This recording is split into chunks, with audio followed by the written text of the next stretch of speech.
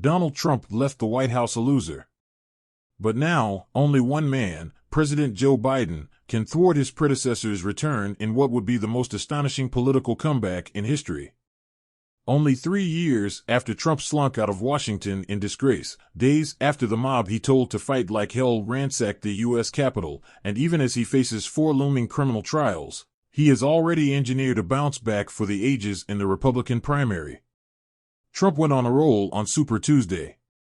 He won the Virginia, North Carolina, Oklahoma, Tennessee, Maine, Texas, Arkansas, Alabama, Colorado, Minnesota, Massachusetts, and California Republican primaries.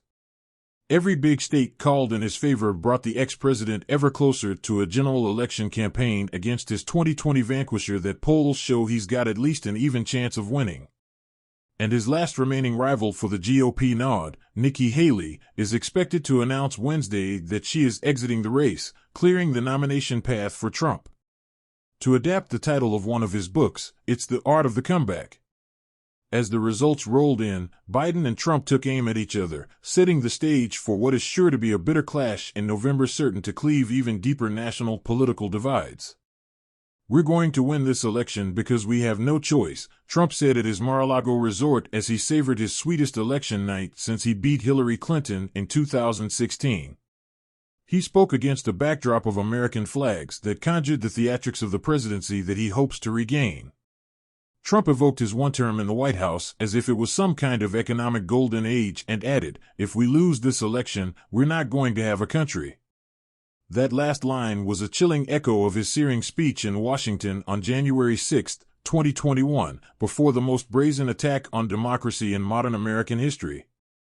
Biden reacted to Trump's Super Tuesday victories by immediately cranking up his general election attack on the former president, previewing an argument that will be at the center of his own campaign for a second term. As he seeks to paper over his vulnerabilities on issues like immigration and the economy, Biden is warning that Americans face an existential dilemma. Tonight's results leave the American people with a clear choice. Are we going to keep moving forward, or will we allow Donald Trump to drag us backwards into the chaos, division, and darkness that defined his term in office? Biden said in a statement, "If Donald Trump returns to the White House, all of this progress is at risk. He is driven by grievance and grift, focused on his own revenge and retribution, not the American people. He is determined to destroy our democracy, and he'll do or say anything to put himself in power." Victory after victory for Trump. Officially, the ex-president is still short of the delegates needed to be the presumptive GOP nominee. He'll probably push past the magic number of 1,215 next week. His cruise through this year's primaries has underscored his utter dominance of the Republican Party. It has highlighted his imperviousness to scandals and shame that doom mortal political careers, at least among activist voters who decide the GOP nomination. Hundreds of thousands of Republican voters can't sign up fast enough for Trump's vows of retribution against his enemies as he paints a dark picture of a nation paralyzed by crime, invaded by migrants, and slipping toward World War III. Democrats will enter a rematch with Trump deeply concerned, given Biden's rock-bottom approval ratings and increasing public doubts over whether the oldest president in history is fit to serve a second term that would end when he is 86. Many voters still feel deeply insecure despite the robust economic recovery that has racked up record job numbers and is outpacing other industrialized states.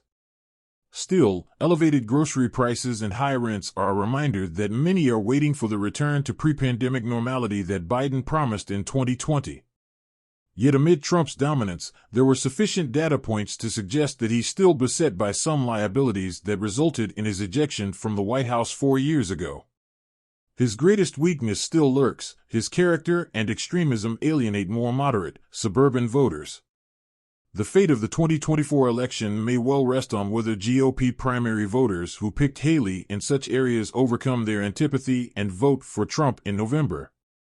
Haley is not expected to endorse Trump on Wednesday, sources familiar with her plans told CNN, and will instead call on the former president to earn the support of voters who backed her. The Biden campaign has long said that the president's polling numbers are being depressed by the fact that he's not yet being judged as the alternative to Trump. The time for that excuse is going to fast run out now that the shape of the 2024 general election is clear. Tonight the campaign started up, Biden's national campaign co-chair Mitch Landrieu told CNN on Tuesday night. Until now, people didn't think it was going to be Biden versus Trump, but here we are and we're ready to go, he said. Other politicians have seen their careers in tatters and come back to triumph. Richard Nixon lost the 1960 presidential election and then a California gubernatorial race 2 years later. He vowed people wouldn't have the chance to kick him around anymore as political retirement beckoned. But in 1968, he was back and won the presidency. Bill Clinton was mired in personal scandals in the 1992 presidential primary race, but became the comeback kid in New Hampshire on the way to the White House. And Biden cemented his grip on the Democratic nomination 4 years ago on Super Tuesday after a disastrous tramp through early state contests that he only turned around with a victory over Bernie Sanders in South Carolina several weeks before. But Trump faced headwinds like no candidate before him. They include 2 impeachments, 91 criminal charges, 4 criminal trials, a devastating $450 million civil court judgment pending, and a legacy scarred by chaotic leadership in a pandemic.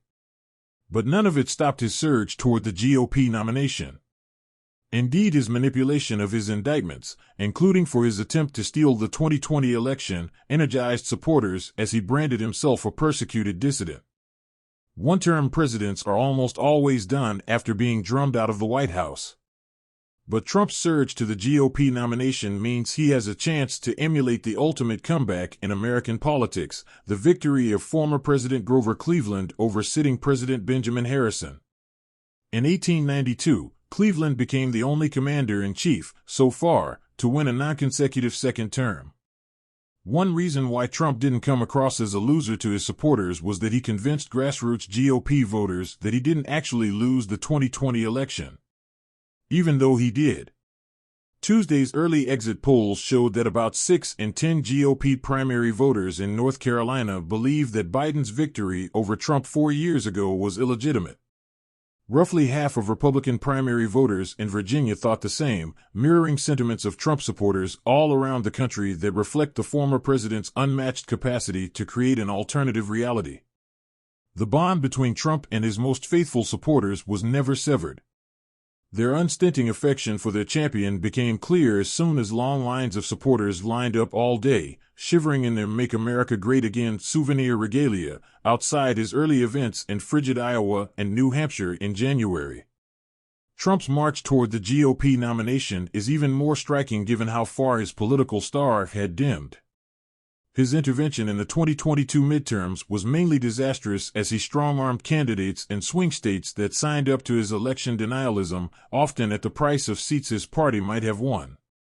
Democratic control of the Senate and the tiny House GOP majority that fell short of red wave expectations were widely blamed on his botched strategizing. When people started filing out of Trump's early presidential announcement speech at Mar-a-Lago late that year, it appeared that the former president was a busted political force and that 2024 would be a race too far.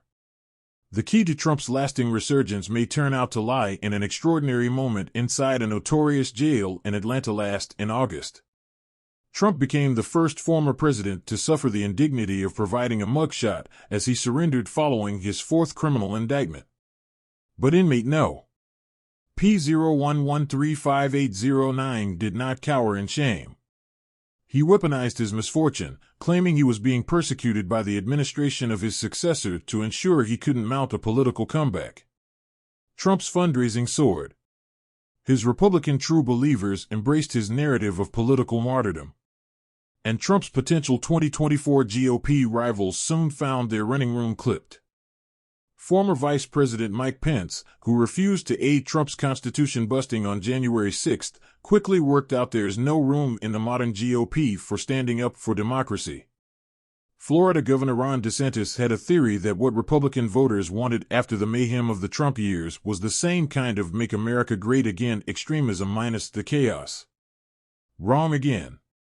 And the campaign of the last standing Haley will mostly be remembered for disproving the long-held conventional wisdom that once the ex-president got in a one-on-one race with an opponent, the anti-Trump forces in the party would soon overwhelm him. Trump beat them all. And now he's taking on Biden.